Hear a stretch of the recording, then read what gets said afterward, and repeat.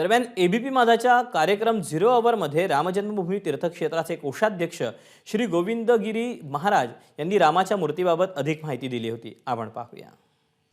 देशात सगळीकडे राम मंदिराला घेऊन प्रचंड उत्साह आपल्याला दिसतो आहे.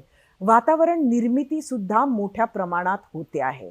मात्र काही मंडळी जी राम मंदिराला मूर्त स्वरूप देण्यासाठी निरंतर सातत्यानं काम करत आहेत, त्यापैकी एक म्हणजे गोविंददेवगिरीजी महाराज. ते नुसते कोषाध्यक्षच नाहीये तर ट्रस्टचे सदस्य सुद्धा आहे आणि रात्रंदिवस हे या मंदिराला मूर्त स्वरूप येण्यासाठी ते कार्यरत आहेत. खरं तर अजून आम्ही सगळेजणच थांबलो आहोत की राम लल्लांची मूर्ती कशी दिसणार आहे. तर या मूर्तीबद्दल एक सध्या तरी गुप्तता बाळगण्यात आलेली आहे. भारताला त्याचं फर्स्ट लुक कधी बघायला मिळेल? असं आहे की गुप्तता ही लोकांच्या लेखी असेल, पण तशी गुप्तता आम्ही काही ठेवलेली नाही.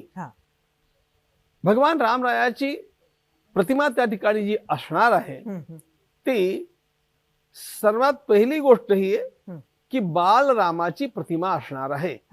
कारण ही रामललाची जन्मभूमी आहे आणि म्हणून त्या ठिकाणी रामललाची स्थापना होणार. रामललाच्या साठीच न्यायालयानं निर्णय दिलेला आहे आणि म्हणून 5 वर्षाच्या आतल्या रामाची प्रतिमा आम्हाला आवश्यक होती. आत्ता जे रामललाचं स्वरूप आहे ते अत्यंत छोटं आहे. मंदिर जे बनतंय ते फार विशाल आहे आणि या छोट्याशा स्वरूपाचं दर्शन सुमारे 20-25 फुटांच्या वरनं होणं हे फार अवघडपण आहे, संतोषजनक नाही. लोकांना स्वरूप दिसलं पाहिजे म्हणजे लोकांची भाव जागृती होते. तर या दृष्टीनं मोठ्या प्रतिमेची आवश्यकता होती. अशा प्रकारची शास्त्रीय पद्धतीनं एक मोठी प्रतिमा रामरायाची निर्माण करायला घेतली गेली. त्याची उंची कशी असावी याचा विचार आम्ही आधीपासून केला. तो एवढ्यासाठी आम्ही केला की माननीय पंतप्रधानांची एक इच्छा आहे की तुम्ही हे मंदिर निर्माण करताना रामनवमीच्या दिवशी मध्यान्हाच्या वेळेला सूर्याची किरण भगवान रामललाच्या ललाटावरती पडतील अशा प्रकारचं तंत्र वापरून ते करावं. आता असं करण्याकरता आम्हाला त्या वैज्ञानिक टीमला नक्की त्याची उंची सांगणं आवश्यक होतं. कारण अशा प्रकारचं सगळं करण्याकरता त्यांना सुद्धा अनेक निरीक्षण करणं, गणित बसवणं हे आवश्यक होतं. आणि म्हणून सगळ्या गोष्टींचा विचार घेऊन शेवटी ही भगवान रामललाची जी प्रतिमा आहे ही 51 इंचाची होणार आहे. आणि 51 इंचाच्या उभ्या असलेल्या या विग्रहाच्या कपाळावरती रामनवमीच्या दिवशी भगवान सूर्याची किरण पडतील. आम्ही त्याला राम तिलक महोत्सव असं म्हणणार आहोत. गणेश चतुर्थीच्या आदल्या दिवशी जेव्हा गणपती आपल्या घरी आणतो काय करतो? अनेक ठिकाणी पद्धत अशा प्रकारची आहे की त्या डोळ्यावरती पट्टी बांधून गणपती किंवा झाकून ठेवतो आणि नंतर गणपतीच्या प्रतिष्ठेच्या वेळेला ती पट्टी आपण काढतो. बरोबर.